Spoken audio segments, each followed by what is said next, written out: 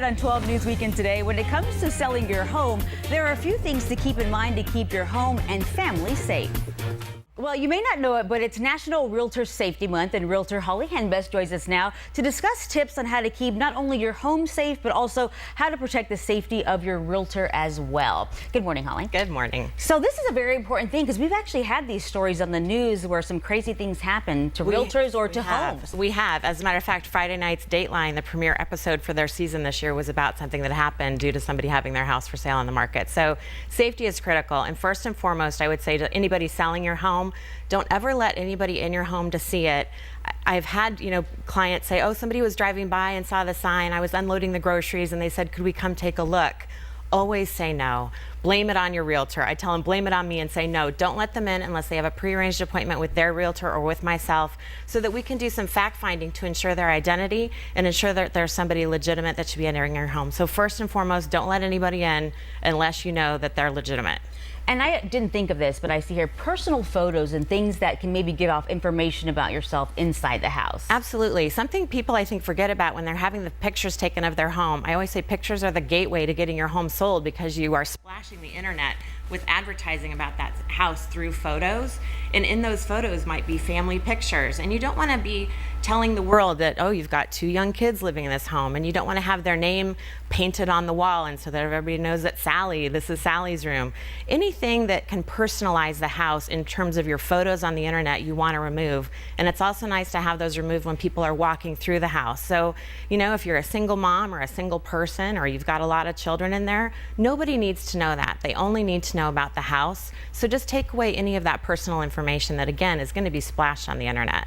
And of course, anything of value, maybe even, guns, things like that. Find a secure place for them? Absolutely. I've had it happen before where there's been a gun in the nightstand, and we do have children that are walking through homes. So you want to make sure that all of your weapons are secured, not only for the safety of the people walking through the home, but again, also for the realtor. You want to make sure that ammunition is in a separate place, all weapons are locked up, and a lot of people have weapons as art. And if you do have anything on the wall, such as swords or something of that nature, you want to go ahead and remove those. You don't want to have knives on the counter in a kitchen block or something like that. Just anything that could be used as a weapon, you want to have put away.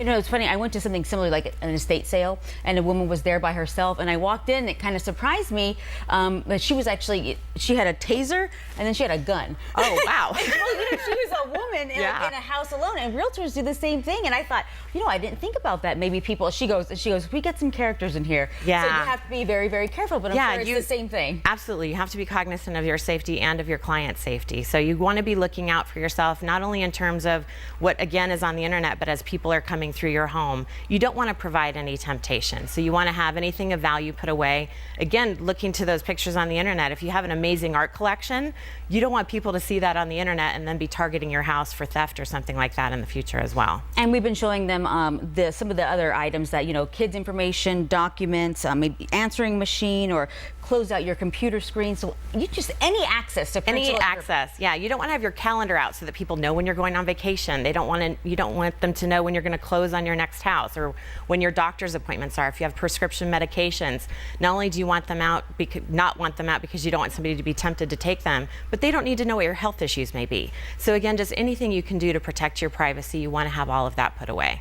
And ask advice of your realtor. They should be giving you this. What would you say? They should be giving you this information if you're working with someone. Absolutely. It's always good to walk through your house with a realtor and show them what the house looks like when you show it. I think what people often forget once they've been on the market a little bit, they get maybe a little bit more comfortable and used to how they live in their own home. And so they forget and leave things out. So it's always a good reminder. Every time somebody's coming through your home, you don't know who that is. It is a stranger, and you want to make sure you're protecting your privacy. And I saw a few other tips that we had up there. Just don't have your pets there. Yeah, you do want to prevent yourself from any liability. So pets are something too, where you never know how your pet is going to react to strangers in your home. A lot of times they say, oh, Fido's super sweet, there's nothing to worry about. But you never know how Fido is going to react when there's strangers in the home. So your best protection is to have Fido removed or put in a kennel, just not only for the client's protection, but also for your potential liability, and also tripping hazards. There's a lot of homes that have an unexpected step, and people are looking around and they fall. Well, you want to prevent that by maybe putting up a sign or a reminder, there is a step in this room, watch your step, just to make sure that nobody's falling in your home as well. And you, of course, have a great blog where people can get all this information. Yes, absolutely. More details there. Okay, and what is the blog? It is bestinazhomes.com. Some great information. Well, you don't want to think about it. There I are know. people out there who can take advantage of a situation. So Right. lots of great information. Thank you, Holly, for being Thank here. Always you. great. Thank you.